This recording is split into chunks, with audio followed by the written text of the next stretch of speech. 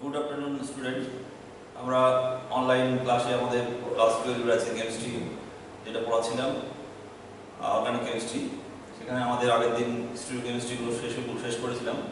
আশা করি তোমরা ওগুলো দেখছো ভিডিওগুলো। আমরা নেক্সট আমাদের প্রোগ্রাম আছে কিছু প্রবলেম করানো। তো আজকে আমি নতুন একটা বিষয় সেকশন ধরবো, সেটা হচ্ছে এলিমিনেশন রিঅ্যাকশন। ক্লাস 11-এ এলিমিনেশন রিঅ্যাকশন আমরা এলিমিনেশন রিঅ্যাকশনের সাহায্যে অ্যালকিন, হ্যালো হাইড্রোকার্বন এবং অ্যালকোহল থেকে অ্যালকিন তৈরি করা শিখেছি আমরা। আজকে হ্যালো হাইড্রোকার্বন বা অ্যালকিন হ্যালাইডের যে বিশেষ ধর্ম আছে, অর্থাৎ ডিহাইড্রো হ্যালোজেনেশন রিঅ্যাকশন, এই বিক্রিয়াগুলো হয় অ্যাকচুয়ালি এলিমিনেশন রিঅ্যাকশনের মাধ্যমে। আমরা এলিমিনেশন রিঅ্যাকশন এর বেসিক কিছু বিষয় আগে রাখবো। এলিমিনেশন রিঅ্যাকশন বা অপনয়ন বিক্রিয়া বাংলায় কি বলে? বাংলায় বলে অপনয়ন বিক্রিয়া। এই অপনয়ন বিক্রিয়াটা অ্যাকচুয়ালি যোগ বিক্রিয়া বা অ্যাডিশন বিক্রিয়ার অপোজিট। তাহলে অপনয়ন বিক্রিয়া আমরা যদি দেখি এইভাবে, ধরো একটা এরকম একটা স্ট্রাকচার আছে অ্যালকিল হ্যালাইড, এটা আমরা এই হচ্ছি যেহেতু আমাদের চ্যাপ্টারটা যে অ্যালকিল হ্যালাইড চ্যাপ্টার। এখানে একটা হাইড্রোজেন আছে, এটাকে বলে আলফা কার্বন, এটাকে বলে বিটা কার্বন। এই হাইড্রোজেনের নাম কি? এই হাইড্রোজেনের নাম হচ্ছে বিটা হাইড্রোজেন। তো বিটা হাইড্রোজেনের রেসপেক্টে আমাদের যেই হ্যালোজেন গ্রুপটা আছে, এলিমিনেশন বিক্রিয়ার ফলে কি হবে যে এই হাইড্রোজেন আর এই হ্যালোজেন গ্রুপটা এরা বেরিয়ে যাবে ওই অণু থেকে বা কাঠামো থেকে। মানে এরকম H বা হাইড্রোজেন হ্যালাইড হিসেবে বেরিয়ে গিয়ে এখানে একটা নতুন কার্বন আর কার্বনের মধ্যে একটা নতুন ডবল বন্ড তৈরি হবে, নতুন বন্ড তৈরি হবে। এই যে বিক্রিয়া, এই বিক্রিয়াটার নাম হচ্ছে অপনয়ন বা এলিমিনেশন রিঅ্যাকশন। আমরা বোর্ডে যে এলিমিনেশন রিঅ্যাকশনটার কথা বললাম সেটা অ্যাকচুয়ালি হচ্ছে এটা 1-2 এলিমিনেশন রিঅ্যাকশন। 1-2 এলিমিনেশন, বা আমরা এটাকে বিটা এলিমিনেশন বলতে পারি, বিটা এলিমিনেশন রিঅ্যাকশন। এছাড়া আরো অনেক প্রকার আছে। আলফা এলিমিনেশন আছে, আমি সংক্ষেপে একটু বলি, যদি আমাদের সিলেবাসে এগুলো নেই তবে একটু সংক্ষেপে বলি। আলফা এলিমিনেশন 1-1 যেটাকে বলে 1-1, এটা ছিল 1-2, 1-2 কেন 1-2। আলফা এলিমিনেশনটা কি? একই কারণে যখন হাইড্রোজেন এবং হ্যালোজেন থাকবে তখন এই হাইড্রোজেন এবং হ্যালোজেনটা যদি বেরিয়ে যায় তাহলে সেই পদ্ধতি বা সেই বিক্রিয়াটার নাম হবে আলফা এলিমিনেশন বা অন এলিমিনেশন। আর এক ধরনের এলিমিনেশন আছে আমাদের, সেটা হচ্ছে 1-3 এলিমিনেশন। 1-3 দ্যাট ইজ গামা বলে, এটা গামা এলিমিনেশন। গামা এলিমিনেশন বিশেষ করে গামা এলিমিনেশনের সাহায্যে আমরা রিং কম্পাউন্ড তৈরি করতে পারি। আর যেমন এই ধরনের যদি স্ট্রাকচার থাকে আমাদের হাতে, ধরো এখানে এইভাবে একটা হাইড্রোজেন আছে, এই কার্বনের সঙ্গে একটা X, এটা লিভিং গ্রুপ বা আমরা এটাকে আমরা হ্যালোজেন হিসেবে নিচ্ছি, ভাবছি এখানে বন্ড আছে। তাহলে এটা কি পজিশন হচ্ছে যে হ্যালোজেনের রেসপেক্টে এটা 1-2-3, সেজন্য নাম কি হচ্ছে 1-3 বা আলফা। আমরা এটাকে আলফা হিসেবে অ্যাসাইন করতে পারি, আলফা বিটা এন্ড গামা। তাহলে আলফা বিটা গামা, তাহলে আলফা গামা অর্থাৎ গামা এলিমিনেশন বলতে পারি আমরা এটাকে। এখানে কি হয় হাইড্রোজেন এবং দেখো এটা যেহেতু এটা এর কার্বনগুলো সব হচ্ছে sp3 সংকরায়িত জিগজ্যাগ গঠন এদের, অর্থাৎ এই কার্বনটা আর এই কার্বনটা কাছাকাছি আছে, ফলে এই হাইড্রোজেন আর হ্যালোজেনটা অপনয়ন বা এলিমিনেট হবে, যে তৈরি করবে এই ধরনের একটা রিং কম্পাউন্ড বা সাইক্লোপ্রোপেন কম্পাউন্ড। এছাড়া আছে 1-4 এলিমিনেশন আছে। 1-4 এলিমিনেশনে কি হয় এরকম, ধরো 1-4 এলিমিনেশন, এখানে হাইড্রোজেন আছে, এখানে হাইড্রোজেন আছে, এখানে আমাদের লিভিং গ্রুপ বা হ্যালোজেন আছে একটা। সেক্ষেত্রে এর সঙ্গে দেখো এই হ্যালোজেনটা কিন্তু কনজুগেশন আছে, অর্থাৎ carbon hydrogen bond, double bond, single bond, C halogen bond, অর্থাৎ এটা আলফা বিটা গামা ডেল্টা, এটাকে ডেল্টা বা আমরা 1 2 3 অন 4 এলিমিনেশন বলতে পারি। 1 4 কি তৈরি হতে পারে, একটা কনজুগেট ডাইন তৈরি হতে পারে। এই ধরনের সব, এগুলো সব অপনয়ন বিক্রিয়া। আমরা আগে একটা কথা বলেছিলাম যে অপনয়ন বিক্রিয়াটা হচ্ছে যোগ বিক্রিয়া বা অ্যাডিশন রিঅ্যাকশন অপনয়ন। এখানে দুটো এলিমেন্ট বেরিয়ে গেল, কোনো এলিমেন্ট ঢুকলো না। যোগ বিক্রিয়ায় কি হয়, কোনো আনস্যাচুরেটেড বা ডাবল বন্ড বা ট্রিপল বন্ড কম্পাউন্ড থাকলে আমরা যদি হাইড্রোজেন অ্যাসিড যোগ করি তাহলে কি হবে, নতুন করে হাইড্রোজেন এবং হ্যালোজেন যোগ হচ্ছে, তাহলে ওখানে বিয়োগ হচ্ছিল, এখানে যোগ হচ্ছে। এই জন্য হচ্ছে elimination reaction is inverse reaction of addition reaction. আমরা এবার যে মূল বিষয়টা আমরা ঢুকে যাব, যে আমাদের সিলেবাসে যেটা আছে সেটা হচ্ছে সব বিক্রিয়াগুলো বিটা এলিমিনেশন সম্পর্কিত বিক্রিয়া, অর্থাৎ 1 2 এলিমিনেশন সম্পর্কিত বিক্রিয়া, এবং সেই বিক্রিয়াগুলো কয়েকটা এক্সাম্পল দিচ্ছি।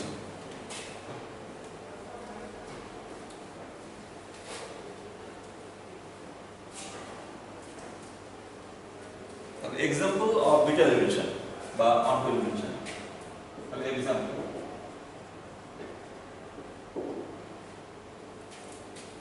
আমরা ক্লাস 11 এর খুব সুপরিচিত উদাহরণ, এটা আর ধরে রাখলাম, আর CH2 অর্থাৎ হ্যালো হাইড্রোজেন বা অ্যালকি হ্যালাইড থেকে তোমরা ক্ষারের উপস্থিতিতে তোমরা দেখেছো, আমরা যদি ইটিও দিই একটা ক্ষার, তাহলে ক্ষারের উপস্থিতিতে আমরা এই বিক্রিয়াটা দেখেছি। কি তৈরি হয়, একটা অ্যালকিন তৈরি হয়, প্রোডাক্টটা হবে এরকম। তাহলে এই অ্যালকিন তৈরি হচ্ছে, কি হলো এই জায়গাটায়, দেখো এই আলফা, এটা আলফা কার্বন, এটা বিটা কার্বন। এখান থেকে একটা যদি যেভাবে দেখায় হাইড্রোজেনটা এই ব্রোমিনের সঙ্গে দেখো বিটা পজিশনে আছে, অর্থাৎ এর রেসপেক্টে বিটা পজিশনে আছে, এখান থেকে এই সিগারটা বেরিয়ে যাচ্ছে। তাহলে এটা হচ্ছে সে অপনয়ন বিক্রিয়া উদাহরণ। আমরা অ্যালকিন তৈরি করেছি। এছাড়া আমরা অ্যালকোহল থেকে আমরা অ্যালকিন করা শিখেছিলাম, ওটাও এলিমেন্ট ছিল।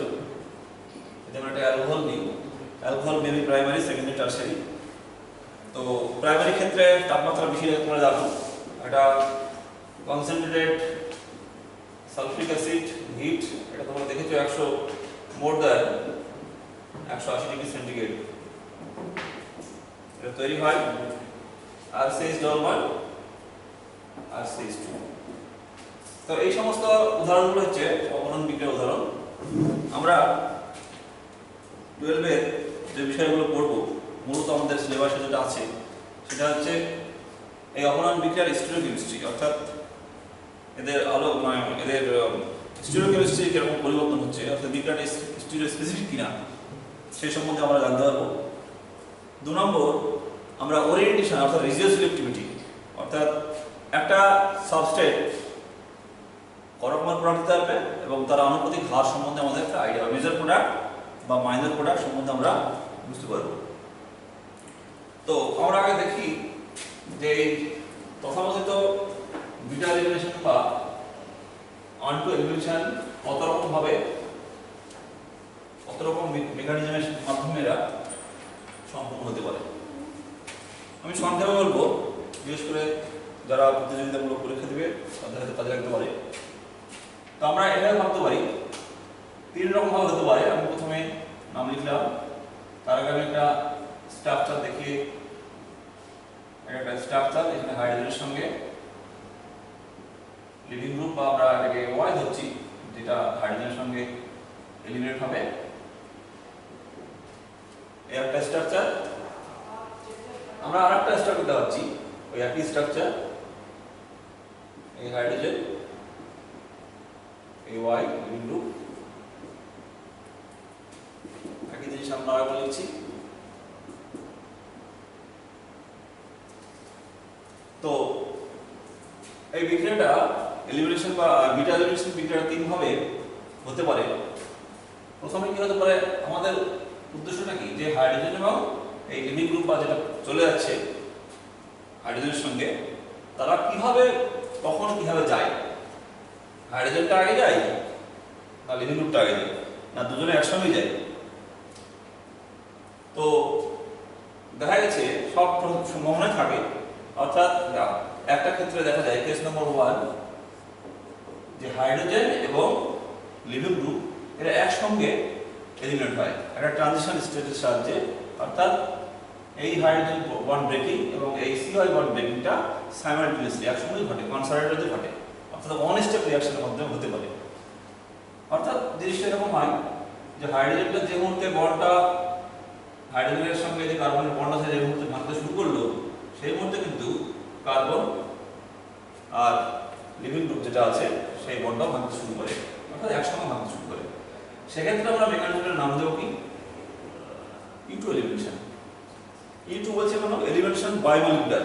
বায়োমলিকুলার মানে সাবস্ট্রেট আছে, একটা বেস থাকবে, অবশ্য একটা বেস থাকবে, কারণ এলিমিনেশন রিঅ্যাকশনগুলো বেসের উপস্থিতিতে ঘটে। তাহলে E2 এলিমিনেশন, এখানে রেট কি হচ্ছে? কনস্ট্যান্ট। এটাকে আমরা সাবস্ট্রেট ধরি, সাবস্ট্রেট ইনটু বেস, সেই জন্য এর মলিকুলারিটি 2। তাহলে এটা একসঙ্গে ঘটলে কি হবে? এই পাই বন্ড কিন্তু একটা পাই বন্ড তৈরি হবে, পাই বন্ডটা কিন্তু ওই সময় একসঙ্গে তৈরি হবে। তাহলে এটা একটা ওয়ে। আর একটা উপায় কি? 2 নম্বর উপায়, যে আগে লিভিং গ্রুপটা ভাঙবে। লিভিং গ্রুপটা ভাঙলে কি তৈরি হবে? লিভিং গ্রুপটা ভাঙলে আগে তৈরি হবে একটা কার্বোক্যাটায়ন। এটা কি বলে? কার্বোক্যাটায়ন বলে। খানিকটা ওই এর মতো এথানল বিক্রিয়া যেভাবে হয় সেভাবে ওই একইভাবে ঘটে। এটাকে বলে কার্বোক্যাটায়ন। কার্বোক্যাটায়ন তৈরি হবে, নেক্সট কি হবে? নেক্সট এটা ভেঙে গিয়ে এখানে বন্ড তৈরি হবে। তাহলে এটাকে বলে E1 রিঅ্যাকশন বা E1 মেকানিজম। এটা এথানল বিক্রিয়ার মতো rate of reaction equal to হবে K ইনটু সাবস্ট্রেট অনলি, অর্থাৎ এটার উপর ডিপেন্ড করবে। আর ধরনের আছে আমাদের এই সিলেবাসে আমাদের স্কোপ নেই পড়ানো, সংক্ষেপে বলি যে যদি হাইড্রোজেনটা আগে যায়, অর্থাৎ এই লিভিং গ্রুপটা যদি দেরি করে যায়, অর্থাৎ লিভিং গ্রুপটা যখন পোর লিভিং গ্রুপ হবে, ওয়াইজ পোর লিভিং গ্রুপ। পোর মানে কি? পোর মানে হচ্ছে দরিদ্র না, পোর মানে খারাপ, অর্থাৎ এখানে খারাপ বলতে সহজে যেতে চায় না, তাকে পোর বলে। একটা গুড, একটা পোর। এক্ষেত্রে এগুলো ছিল গুড লিভিং গ্রুপ, এক্ষেত্রে এগুলো কি ছিল? পোর লিভিং গ্রুপ। ঠিক আছে? পোর লিভিং গ্রুপের ক্ষেত্রে আমরা যদি ফ্লোরিন ভাবি, ফ্লোরিন একটা পোর লিভিং গ্রুপ। হ্যাঁ, কার্বন ফ্লোরিন বন্ডটা খুব স্ট্রং হয়, সেজন্য সহজে যেতে চায় না। তাহলে এই হাইড্রোজেনটা আগে বেরিয়ে গেলে কি হবে? একটা কার্বনিয়ান তৈরি হবে। কার্বনিয়ান তৈরি হবে, কার্বনিয়ান তৈরি হলে কি হবে? এই কার্বনিয়ানটা পরবর্তীতে ডবল তৈরি করবে, তারপরে এই ওয়াইটা বেরিয়ে যাবে। এটার নাম কি? এটার নাম E1 CB। CB বলছে কেন? CB হচ্ছে কনজুগেট বেস। এটাকে দেখতে পাচ্ছ, এই কার্বনিয়ানটা কিন্তু এইটাকে অ্যাসিড যদি হয় তাহলে এর কনজুগেট বেস বলা হয়, সেই জন্য নাম হচ্ছে কি E1 CB। ওকে, প্রথমে আমরা E2 দিয়ে শুরু করি, তারপরে আমাদের E2 অ্যাপ্লিকেশনটা বেশি E1 মিটার চেয়ে, সেজন্য আমরা E2 উপর জোরটা দেব। আমাদের সিলেবাসে কিন্তু E2টাই দেওয়া আছে। তাহলে আমরা E2 রিঅ্যাকশনটা কিভাবে ঘটে মেকানিজমটা দেখে নিই, তারপর আমরা স্টোকিওমেট্রি চলে যাব।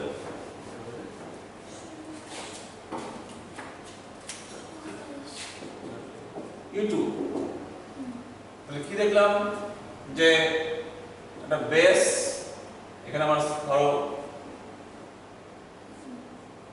হাইড্রোজেন আছে এরকম, এখানে আমার আছে একটা হ্যালোজেন। এই গ্রুপটা বেরিয়ে যাবে, এই লোন প্যাকটা বেসে কি করবে? একে দান করবে। এই হাইড্রোজেন কার্বনের যে বন্ড আছে, বন্ড পেয়ার, সেটা কার্বন কার্বন বন্ড পেয়ারকে দান করবে, একটা পাই বন্ড তৈরি হবে, আর এটা ইলেকট্রন নিয়ে ওখান থেকে চলে যাবে, নিষ্ক্রমণ হবে। যে একটা ট্রানজিশন স্টেট তৈরি করবে, এরকম একটা ট্রানজিশন স্টেট তৈরি হবে।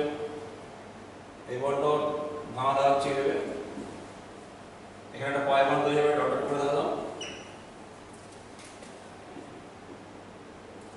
লিভিং গ্রুপটা চলে যাচ্ছে ট্রানজিশন স্টেটে। ট্রানজিশন স্টেট তৈরি হওয়ার সময় কি হয়? আমরা জানি যে এনার্জিটা একটু বেড়ে যায়, অর্থাৎ যদি একটা এনার্জি প্রোফাইল ডায়াগ্রাম হয়, energy profile diagram, potential energy diagram, এটাকে বলে আরসি রিঅ্যাকশন কোঅর্ডিনেট।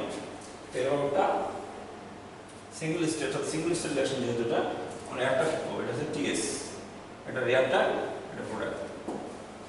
নেক্সট কি হবে? নেক্সট ফাইনাল ভাগটা দেবে হবে, এটা হচ্ছে রিঅ্যাকশন এনার্জি। আমরা জানি আমরা এটা আগে বলেছি যে R equal to K into substrate এটাকে সাবস্ট্রেট বলে ইনটু বেস। অর্থাৎ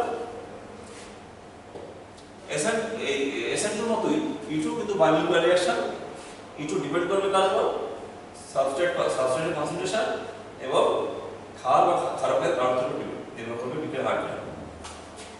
যদি বেসটা খুব স্ট্রং হয়, অর্থাৎ B is very strong, base strong হয়, তাহলে কি হবে? এই বিক্রিয়ার হার বাড়বে। আর সাবস্ট্রেটের কাঠামোর উপর ডিপেন্ড করবে কেমন হবে। যেমন যে E2 রিঅ্যাকশনের হার টারশিয়ারি ক্ষেত্রে খুব ভালো হয়, তারপরে সেকেন্ডারি, তারপরে প্রাইমারি, হ্যালাইড। অর্থাৎ একটা কার্বনে এই alpha beta carbon, alpha carbon বলে, এটাকে বিটা কার্বন বলে। এই আলফা এবং বিটা কার্বনে যত বেশি ব্রাঞ্চিং বাড়বে তত E2 রিঅ্যাকশনটা ভালো হবে, এলিমিনেশন রিঅ্যাকশনই ভালো হবে। আর বেসটা যত স্ট্রং হবে তত এলিমিনেশন রিঅ্যাকশনটা বা অপনয়ন বিক্রিয়াটা ভালোভাবে সংঘটিত হবে।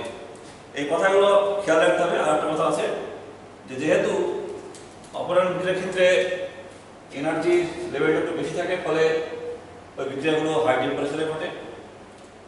আমরা এরপরে আলোচনা করবো যে factor influencing E2 reaction. Living group, তাহলে আমরা সাবস্ট্রেট বললাম, আমরা বেস বললাম, বেস যত স্ট্রং হবে তত বেশি বিক্রিয়ার হার বাড়বে। আর একটা পয়েন্ট বলবো কি, এটা হচ্ছে লিভিং গ্রুপ। লিভিং গ্রুপ মানে এইটা লিভিং গ্রুপ বলে।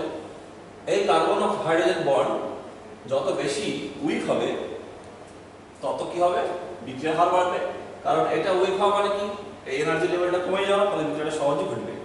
আর এটা যদি স্ট্রং হয় তাহলে এনার্জিটা অনেক বেশি সংঘটিত হবে, অর্থাৎ বিক্রিয়াটা অনেক বেশি এনার্জিতে সংঘটিত হবে, ফলে বিক্রিয়ার হার কমে যাবে। তাহলে আমরা যদি একটা উদাহরণ দিই যে গুড লিভিং গ্রুপ কারা, আমরা SN1 SN2 বিক্রিয়া পড়ানোর সময় লিভিং গ্রুপ নিয়ে অনেক কথা বলেছিলাম। বিশেষ করে যদি অক্সি অ্যাসিড ধরি, আমরা স্ট্রং অক্সি অ্যাসিডের কনজুগেট বেসগুলো ভালো লিভিং গ্রুপ হয়।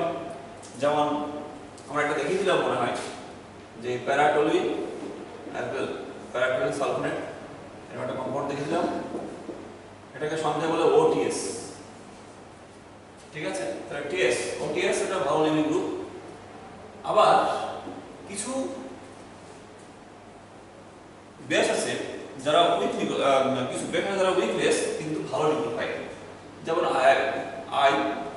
আইটা খুব ভালো লিকুইড হয়, BrCl. তো এখানে CI বন্ড আমরা যদি দেখা, এখানে কার্বন হ্যালোজেন বন্ডের মধ্যে হাইড্রোজেন বন্ডটা খুব উইক। নেক্সট কি হবে? Br, CCl, CF। এখানে সবথেকে স্ট্রং বন্ড হচ্ছে কার্বন ফ্লোরিনের মধ্যে। তাহলে কার্বন ফ্লোরিনের মধ্যে বন্ডটা ভাঙতে শক্তি বেশি লাগবে, ফলে এনার্জি বাড়বে, বিক্রিয়ার হার কমবে।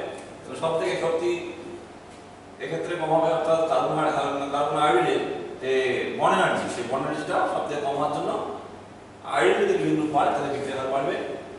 আর অক্সি অ্যানায়ন যেগুলো আছে সেগুলোর মধ্যে কি হয়, যে স্ট্রং অ্যাসিডের কনজুগেট বেসগুলো ভালো লিভিং গ্রুপ হয়।